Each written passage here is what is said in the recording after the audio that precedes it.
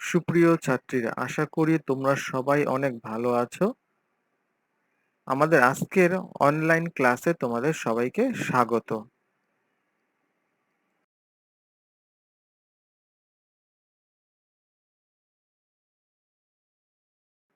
পরিচিতি। আমি মোহাম্মদ শওকত হোসেন, সহকারী অধ্যাপক, জীববিজ্ঞান বিভাগ, Keraniganj girls school and college, Keraniganj, Dhaka.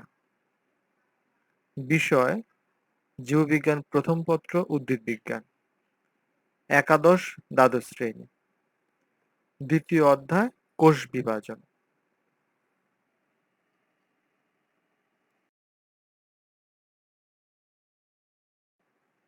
এই ছবিটি দেখে তোমাদের কি মনে হচ্ছে? একটু ভালো করে লক্ষ্য করো, তাহলে তোমরা বুঝতে পারবে।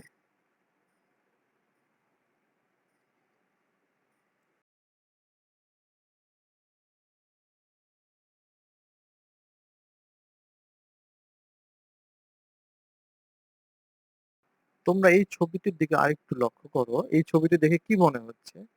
যে একটি বীজ থেকে প্রথমে মূল সৃষ্টি হচ্ছে, পরবর্তীতে আস্তে আস্তে একটু একটু করে কাণ্ড সৃষ্টি হচ্ছে, মূল বৃদ্ধি পাচ্ছে, আস্তে আস্তে মূল বাড়ছে, কাণ্ড বাড়ছে, পরে আস্তে আস্তে একটি পূর্ণাঙ্গ উদ্ভিদ সৃষ্টি হচ্ছে। কিভাবে এটি সৃষ্টি হয়?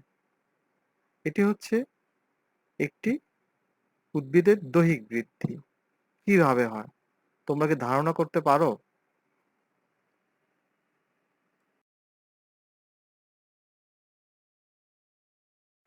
পূর্ববর্তী স্লাইডের প্রক্রিয়াগুলো হচ্ছে মাইটোসিস, কোষ বিভাজন প্রক্রিয়ায় হয়। আজকে আমাদের পড়ার বিষয় হচ্ছে মাইটোসিস, কোষ বিভাজন প্রক্রিয়া।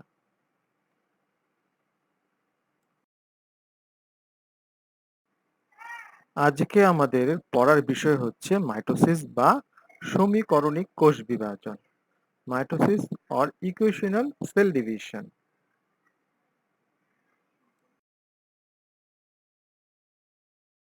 শিখন ফল। এই পাঠ শেষে শিক্ষার্থীরা মাইটোসিস কি তা বলতে পারবে, মাইটোসিসের বৈশিষ্ট্যগুলো বর্ণনা করতে পারবে, মাইটোসিসের ধাপগুলো ব্যাখ্যা করতে পারবে।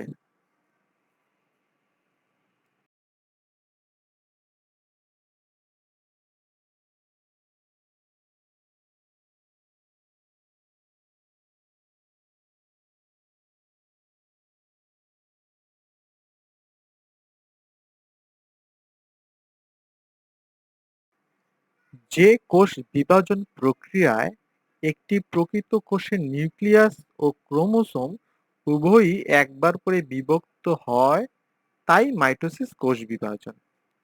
অন্যভাবে বলা যায়, যে কোষ বিভাজনে একটি দেহকোষের নিউক্লিয়াস বিভাজিত হয়ে সম আকৃতির ও সমগুণ সম্পন্ন দুটি অপত্য নিউক্লিয়াস সৃষ্টির মাধ্যমে দুটি অপত্য কোষে পরিণত হয়, সেই কোষ বিভাজনই মাইটোসিস।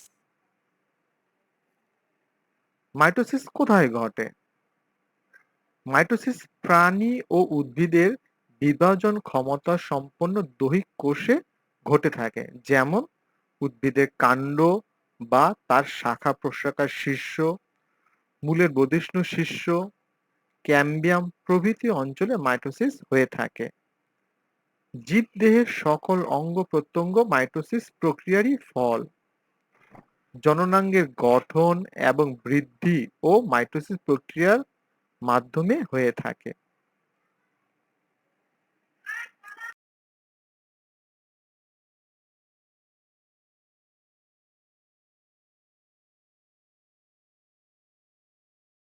এই স্লাইডের মাধ্যমে আমরা মাইটোসিস কোষ বিভাজনের সম্পূর্ণ চিত্র দেখতে পাবো।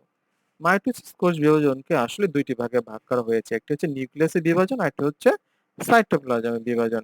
নিউক্লিয়াসের বিভাজনকে আবার পাঁচটি ভাগে ভাগ করা হয়েছে: প্রোফেজ, প্রোমেটাফেজ, মেটাফেজ, অ্যানাফেজ এবং টেলোফেজ, যাকে বলা হচ্ছে ক্যারিওকাইনেসিস। এবং সাইটোপ্লাজমের বিভাজনকে বলা হয় সাইটোকাইনেসিস।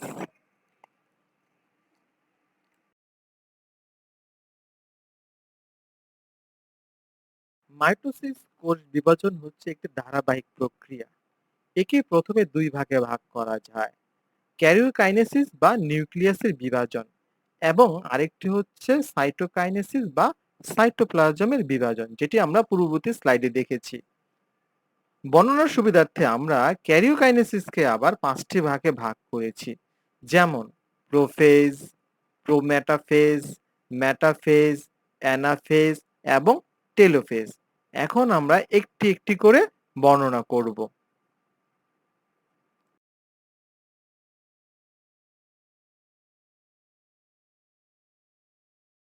এই ছবিটি হচ্ছে মাইটোসিস কোষ বিভাজন প্রক্রিয়ার প্রোফেজ পর্যায়ের চিহ্নিত চিত্র। যখন পরীক্ষার্থে এই ধাপগুলো বর্ণনা আসবে তখন অবশ্যই এই চিহ্নিত চিত্রগুলো অঙ্কন করতে হবে। ছবিগুলো খুব ভালোভাবে বোঝা গেলে তোমাদের আর ব্যাখ্যাগুলো মুখস্থ করার কোনো প্রয়োজন নেই। ছবি দেখে দেখেই তোমরা ব্যাখ্যা লিখতে পারবে। প্রত্যেকটা ছবির পরবর্তী স্লাইডে আমি ব্যাখ্যাগুলো ভালো করে বুঝিয়ে দিয়েছি।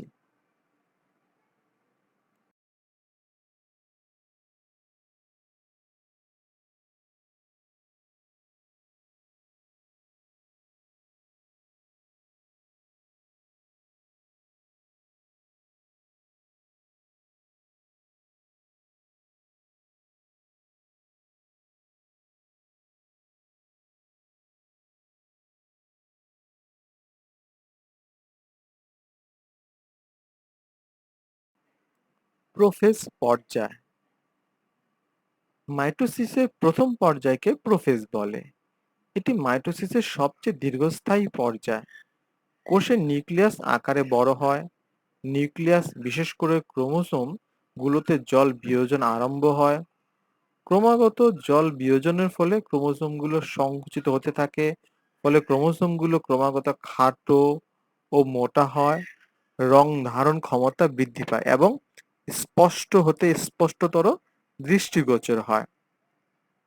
এই পর্যায়ের শেষের দিকে নিউক্লিওলাস এবং নিউক্লিয়ার এনভেলাপের বিলুপ্তি ঘটে থাকে। মাইটোসিস কোষ বিভাজনের প্রোফেজ পর্যায়ে প্রতিটি ক্রোমোসোম সেন্ট্রোমিয়ার ব্যতীত লম্বালম্বিভাবে দুটি সূত্রে বিভক্ত থাকে। প্রতিটি সূত্রকে তখন ক্রোমাটিড বলা হয়।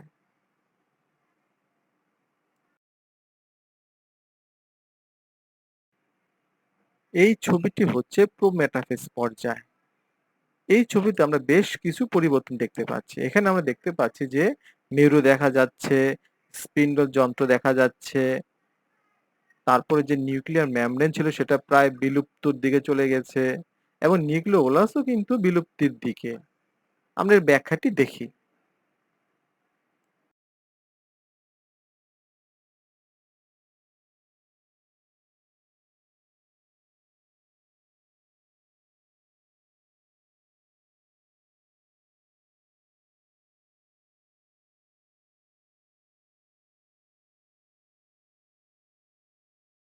প্রোমেটাফেজ পর্যায়।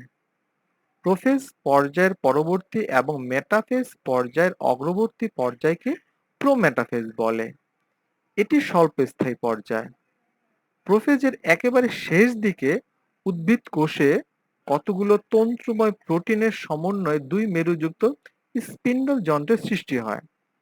এই পর্যায়ের প্রথম দিকেই স্পিন্ডল যন্ত্রের তন্তুগুলোর আঘাতে নিউক্লিয়ার এনভেলাপ বিলুপ্ত হতে থাকে এবং একসময় বিলুপ্ত হয়ে যায়।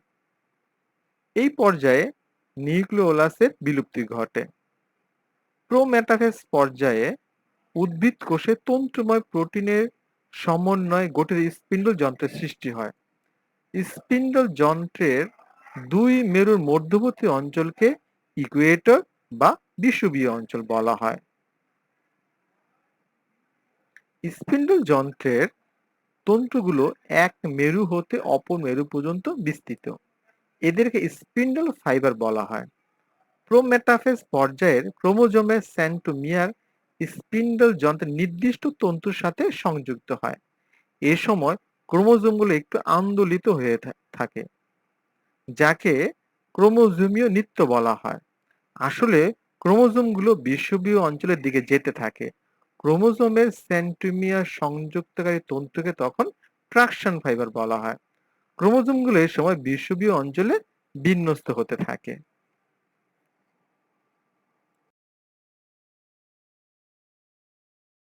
এটি হচ্ছে মেটাফেজ পর্যায়ে চিহ্নিত চিত্র। এর দুই প্রান্তের অংশগুলোকে বলা হচ্ছে মেরু অঞ্চল এবং মাঝখানে যে অংশ সেটিকে বলা হচ্ছে বিষুবীয় অঞ্চল। এখানে আমরা স্পিন্ডল ফাইবার এবং ট্রাকশন ফাইবার সবগুলো তন্তুই কিন্তু দেখতে পাচ্ছি।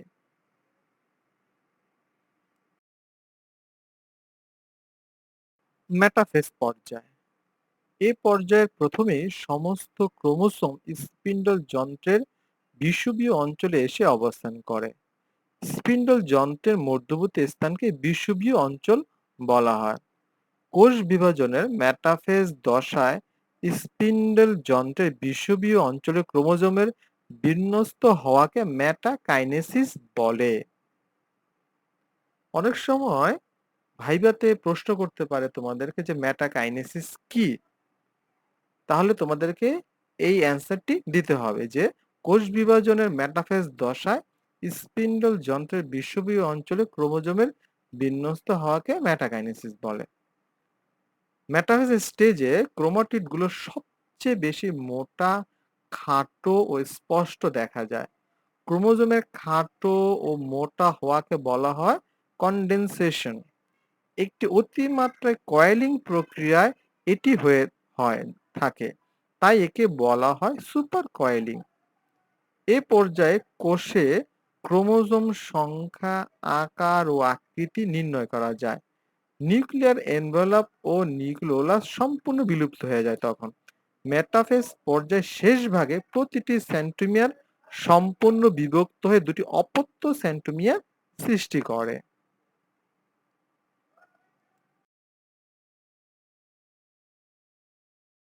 অ্যানাফেজ স্টেজ, আমরা এখানে দেখতে পাচ্ছি যে অ্যানাফেজ স্টেজে বিষুবীয় অঞ্চল থেকে ক্রোমোজোমগুলো মেরুমুখী চলন সৃষ্টি হয়েছে এবং প্রায় স্পিন্ডল যন্ত্রগুলো প্রায় লুপ্ত হয়ে যাচ্ছে।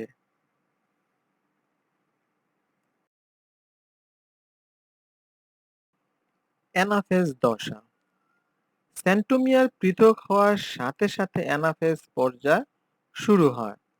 এই পর্যায়ে অপত্য ক্রোমোজোম সমূহ বিষুবীয় অঞ্চল থেকে মেরুমুখী চলতে শুরু করে। সেন্ট্রোমিয়ারের পূর্ণ বিভক্তির ফলে প্রতিটি ক্রোমাটিড একটি অপত্য ক্রোমোজোমে পরিণত হয় এবং প্রতিটি অপত্য ক্রোমোজোম এদের নিকটস্থ মেরুর দিকে ধাবিত হয়। অপত্য ক্রোমোজোমের মেরু অভিমুখী চলনে সেন্ট্রোমিয়ারই অগ্রগামী থাকে এবং বাহুদ্বয় অনুগামী হয়। ফলে সেন্ট্রোমিয়ারের অবস্থান অনুযায়ী ক্রোমোজোমগুলো ইংরেজি V metacentric, L submetacentric, J acrocentric ও আই টেলোসেন্ট্রিক অক্ষরের মতো দেখায়। অপত্য ক্রোমোজোমগুলো মেরুর কাছাকাছি পৌঁছালেই অ্যানাফেজ পর্যায়ের সমাপ্তি ঘটে।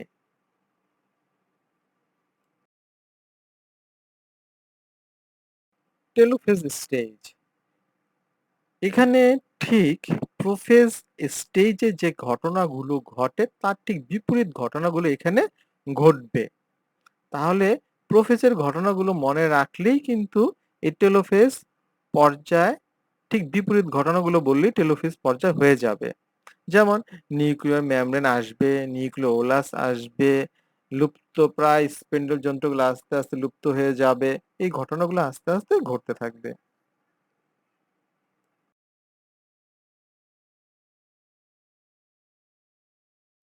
টেলোফেজ পর্যায়, কোষ বিভাজনের এই পর্যায়ে অপত্য ক্রোমোসোম সমূহ দুই বিপরীত মেরুতে অবস্থান নেয় এবং ক্রোমোসোমগুলোতে আবার জল যোজন ঘটে। ফলে এরা ক্রমান্বয়ে প্রসারিত হয়। ক্রোমোসোমগুলো ক্রমশ সরু ও লম্বা হতে থাকে এবং অস্পষ্ট হতে থাকে। এ পর্যায়ের শেষের দিকে দুই মেরুতে ক্রোমোসোমগুলোর চারিদিকে নিউক্লিয়ার এনভেলপ এবং সেট ক্রোমোসোমের গৌণ কুঞ্চনে নিউক্লিওলাসের পূর্ণ আবির্ভাব ঘটে। ফলে দুই মেরুতে দুটি অপত্য নিউক্লিয়াসের সৃষ্টি হয়। স্পিন্ডল ফাইবার গুলো ধীরে ধীরে বিলুপ্ত হয়ে যায়।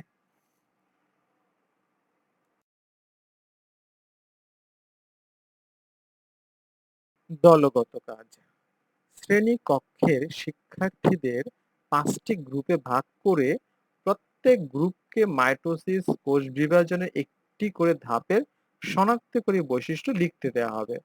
যখন আমাদের কলেজ খুলবে তখন আমরা এই কাজগুলো করব।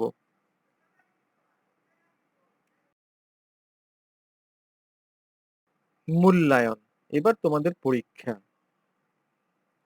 মাইটোসিস কোন ধরনের কোষে হয়?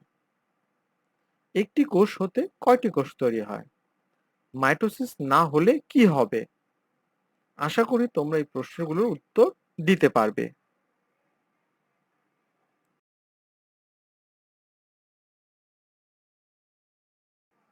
বাড়ির কাজ, প্রোফেজ এবং টেলোফেজ পর্যায়ের মধ্যে পার্থক্য লিখবে।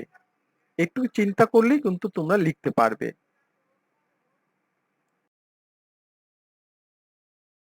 আশা করি আজকের এই ক্লাসটির মাধ্যমে তোমরা মাইটোসিস কোষ বিভাজন সম্পর্কে বিস্তারিত ধারণা লাভ করেছো। তারপরেও যদি তোমাদের মনে কোনো প্রশ্ন আসে তাহলে আমরা ক্লাসে যে বইটি ফলো করি সেই বইটি যদি তোমরা খেয়াল করো তাহলে তোমরা সব প্রশ্নের উত্তর পাবে। আমার ক্লাসটি করার জন্য তোমাদের সবাইকে অনেক অনেক ধন্যবাদ।